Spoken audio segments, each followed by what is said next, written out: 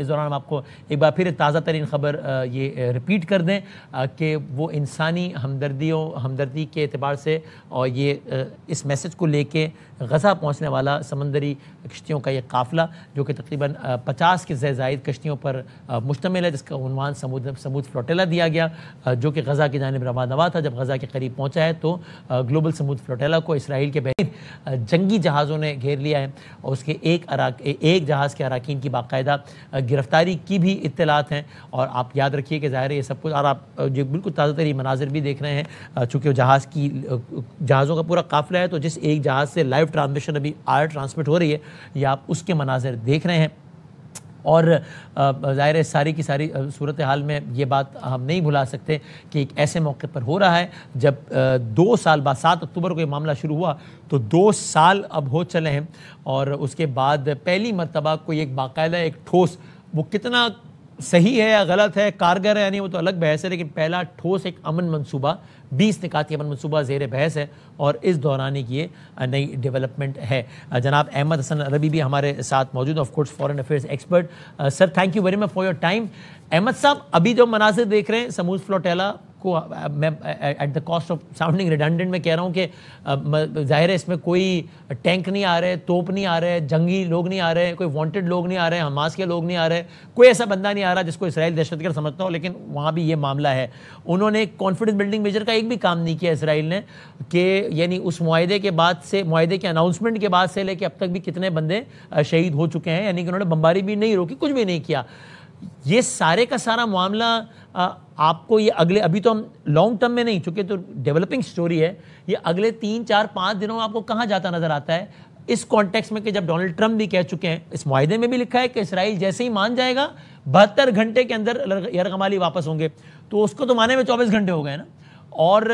پھر کل ٹرمپ بھی کہہ چکے کہ 3 سے 4 دن ہے حماس کے پاس، ورنہ بہت افسوسناک انجام ہوگا۔ حماس کے حوالے سے بھی خبریں آ رہی ہیں کہ ان کو 2-3 نکات پہ بہت اعتراض ہے، مکمل غیر مسلح ہونے پر اور مکمل انخلا نہ ہونے پر اسرائیل کے۔ یہ آپ کو کدھر جاتا نظر آتا ہے اگلے 3-4 دنوں میں احمد صاحب؟ جی بہت شکریہ۔ دیکھیں اسرائیل پہلے دن سے ہی جب وہ نتن یاہو ڈونلڈ ٹرمپ کے ساتھ کھڑے ہو کے تقریر کر رہا تھا تو وہیں پہ واضح ہو گیا تھا کہ وہ یہ جو 20 پوائنٹس ہیں ان کے ساتھ اگری نہیں کرتے۔ نتن یاہو کو یہ لگتا ہے کہ اس کے حق میں بہتر ہے، اس کا اقتدار بچا رہے گا کہ اگر مزید جنگیں ہوں، اور اسی وجہ سے جو فائنانس منسٹر تھا نتن یاہو کا، اس نے اسی وقت بیان دے دیا تھا کہ ڈپلومیٹک فیلئر ہے اسرائیل کے لیے۔ اور ظاہر ہے ان کو اس طرح کی چیزیں چاہیے۔ فلوٹیلا کے اوپر جو انہوں نے اٹیک کیا، اس کے بعد جو یہ اب باقی مڈل ایسٹ کے اندر جو ایک اسپیکولیشن کی جا رہی ہے کہ ایران کے اوپر بھی حملہ کرنے کی اسرائیل کوشش کر رہا ہے، یا قطر کے اوپر ایک اور حملہ بھی کر سکتے ہیں، جو وہاں پہ ڈسکشن اور جو مذاکرات ہو رہے ہیں حماس کے ساتھ۔ اسرائیل تو یہی چاہے گا کہ وہ مزید جو ہے وہ جنگ بھڑکے، اور امریکہ کی کوشش، اپنا انٹرسٹ امریکہ کا یہ ہے کہ کسی طرح وہ مڈل ایسٹ سے نکلے، کیونکہ جو رشین تھیٹر ہے وہ بہت زیادہ ایکٹیو ہو چکا ہے، اور وہاں پہ اس نے الاؤ بھی کیا ہے کہ جو یوکرین ہے وہ اب رشیا کے جو درمیان میں شہر ہیں یعنی ماسکو اور وہ جو انٹرنل سٹیز ہیں ان کو بھی ٹارگٹ کرے، اور رشیا کی طرف سے بھی بہت زیادہ پریشر آ رہا ہے۔ یورپ کے اندر احتجاج بہت زیادہ ہو رہے ہیں، آج اٹلی میں بہت برا احتجاج ہوا ہے، اسپین میں احتجاج ہو رہے ہیں، فرانس میں احتجاج ہو رہے ہیں، جرمنی میں احتجاج ہو رہے ہیں۔ تو اس ساری سچویشن میں یورپ اور امریکہ نکلنا چاہ رہے ہیں اسرائیل کے پیچھے سے۔ اسرائیل چاہتا ہے کہ ان کو کسی طرح انوالو کر کے رکھے، اور ان کو لگتا ہے کہ انوالو کر کے رکھنے کا صرف ایک طریقہ ہے کہ جنگوں پر جنگیں کرتا چلا جائے۔ تو آگے دیکھنا ہے، اگلے 24 گھنٹے are going to be very critical کہ ان دونوں جو ٹگ آف وار چل رہی ہیں ان دونوں فورسز کے درمیان میں، اس میں سے کون جیتتا ہے۔ لیکن یہ پیکٹ جو ہے، ظاہری بات ہے کہ اس میں بہت ساری ایسی چیزیں ہیں جو اسرائیل کو ناگزیر گزر رہی ہیں۔ تو احمد صاحب، اگر آپ یہ کہہ رہے ہیں کہ اسرائیل چاہتا ہے کہ جنگ جاری رہے فار مینی ریزنز جو کہ آپ نے بتائیں، امریکہ کی خواہش اس کے برعکس ہے آپ کے مطابق، تو اور اسلامی ممالک بھی اس وقت امریکہ کے ساتھ کھڑے ہیں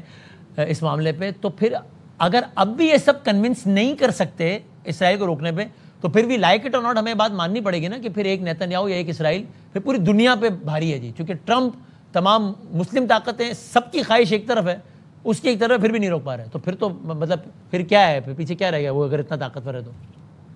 جی میں یہ کہوں گا کہ ہم ڈپینڈ کرتا ہے کہ ہم اسے بھاری ہونے دیتے ہیں یا نہیں۔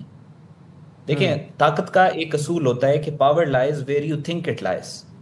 سو آپ جب تک آپ اپنے آپ پہ کانفیڈنس رکھ کے اس کو نہیں دیکھیں گے، اسرائیل کی بہت زیادہ کمزوریاں، بہت زیادہ ویکنسز ہیں. اسرائیل ملیٹریلی ایکسپوزڈ ہے، اسرائیل سوشلی اس وقت ایکسپوزڈ ہے، پولیٹیکلی ایکسپوزڈ ہے. نتن یاہو اپنے گھر میں ہی اسٹرانگ نہیں ہے، کمزور ترین وزیر اعظم بن چکا ہے، دنیا کا ہیٹڈ ترین وزیر اعظم بن چکا ہے. یہ ہم پہ ڈیپینڈ کرتا ہے کہ ہم کس طریقے سے اس کو آگے ہینڈل کرتے ہیں، ہم اس کو اپنے آپ کے اوپر حاوی ہونے دیتے ہیں نتن یاہو کو یا نہیں ہونے دیتے. اس پیکٹ میں ایک پوائنٹ ہے انٹرنیشنل اسٹیبلائزیشن فورس کا، جس میں عرب کنٹریز اور دوسرے ممالک موجود. اگر ہم اس کے اوپر کمپریہنسولی کام کریں، فورسفلی کام کریں، تو ہمارے پاس ایک ونڈو ہے جس میں ہم اسرائیل جو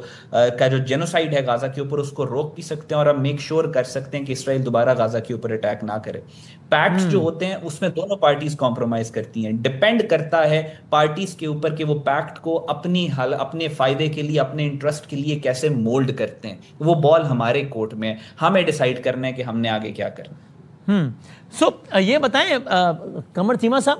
جو خبریں آئی ہیں اور ظاہر ہے وہ مستند ذرائع سے خبریں ہیں، ہمیں اندازہ ہے اس بات کا کہ حماس نے کم از کم 2 شقوں پر تو اپنی مطلب اس کا اظہار کیا ہے کہ نہیں ہمیں قابل قبول نہیں ہے. ایک یہ کہ ہمیں مکمل غیر مسلح کیا جائے، اور دوسرا ہے کہ اسرائیل کا مکمل انخلا نہ ہو اس علاقے سے. اگر حماس اسی سٹینڈ پہ رہتا ہے پھر اس چیز کے آگے بڑھنے کے کتنے امکانات ہیں؟ یعنی اس چیز کا کتنا امکان ہے کہ 20 نکاتی منصوبے کو پہ اگریمنٹ ہو سکے؟ دیکھیں مجھے ایسا لگتا ہے کہ اس پہ ظاہری بات ہے نیگوسیشنز تو ہوں گی ابھی، اور اگر اس میں امریکی صدر یہ کہتے ہیں کہ آپ کے پاس ونڈو کم ہے، 72 گھنٹے کا وقت دیا جاتا ہے، تو میں سمجھتا ہوں وہ بھی ایک جسٹیفائڈ پوزیشن نہیں ہے. اور دوسری بات یہ ہے کہ تمام پارٹیز جو ہیں وہ جو بیٹھی ہیں تو انہوں نے ایک راستہ نکالنا ہے. اور جس طرح کل اسحاق ڈار صاحب بھی کہہ رہے تھے کہ کچھ فرق ہے، کچھ تبدیلی ہے، تو میں سمجھتا ہوں کہ ایٹ لیسٹ جن لوگوں کے ساتھ بیٹھ کے آپ نے اتنا بڑا معاہدہ کیا ہے ان کے ساتھ تو وہ چیز شیئر کریں جو ان کے ساتھ آپ نے ایگری کیا ہوا ہے. ایکچولی وہ سرپرائزنگ ہے. ٹھیک ہے.